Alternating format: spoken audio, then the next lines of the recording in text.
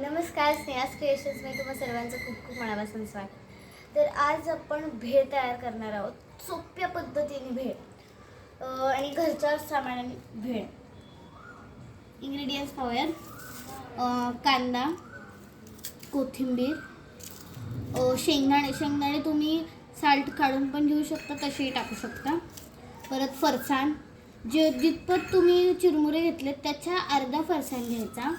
परत थोडं चवीपुरतं मीठ आणि अर्धा चमचा तिखट।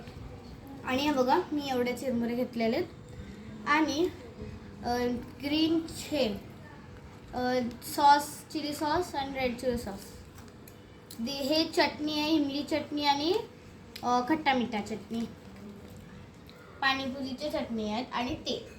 हे सर्व इन्ग्रेडियंट्स आपण यूज करणार आहोत। चला तर मग पाहूया भेळ कशी करायची। तर भेळ करताना सर्वात अगोदर मी इथे चिरमुरे घेतलेत। यात आता आपण हे फरसाण घालूयात। हां, तर मी ते फरसाण घेतलंय। आता कांदा घालायचा चॉप्ड, तुम्ही जास्ती मोठा वगैरे घातला तरी चालेल। कांदा, शेंगदाणे ऑप्शनल आहेत, तुम्हाला आवडत असतील खायला तर करू शकता। आणि अजून एक गोष्ट, तुम्ही यात टोमॅटो ही घातले तरी चालतील, कारण की माझ्याकडे सध्या अवेलेबल नाही आहे, त्यामुळेच मी हा व्हिडिओ केला। आहेत माझ्याकडे पण मी घातला नाही आहे, कारण की काही जणांकडे नसतो, काही जणांकडे असतं। कोथिंबीर, आता चवीपुरतं मीठ आणि तिखट घालायचं। हे दोन्ही गोष्टी घातल्या आहेत मी। चाट मसालाही घातला तरी चालेल। आणि आता यात तेल घालायचं। तेल साधारण 2-3 चमचे घालायचे। तेल का घालतात, कारण की जे मीठ आणि तिखट आहे ना, ते एकजीव व्हायला पाहिजे आणि त्यात ते हे व्हायला पाहिजे, म्हणून तेल घालायचं। आता काय करायचं, या सर्व मिश्रणाला मिक्स करायचं।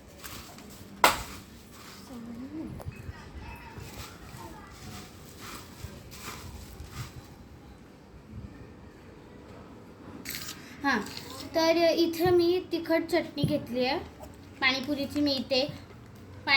मी पाणीपुरीच्या व्हिडिओमध्येही यूज केलेली आहे चटणी। घालायची, तुम्हाला जेवढी चटणी लागेल तेवढी घालायची।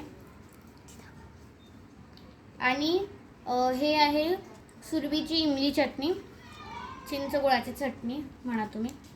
आणि जर तुमच्याकडे या चटण्या नसतील तर काय करायचं, चिंच आणि गूळ पाण्यामध्ये भिजत घालायचं अर्धा-1 तास। आणि तुम्ही भिजत घातलं की त्याला गाळायचं आणि यात घालायचं। आणि तिखट चटणीचा व्हिडिओ तर आहेच आपल्या याच्यावरती, चॅनलवरती।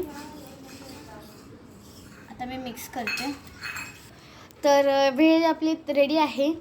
जर तुम्हाला आपली भेळ आवडली असेल तर लाईक करा, शेअर करा आणि सबस्क्राईब करा। बेल आयकॉनला क्लिक करायला विसरू नका। धन्यवाद।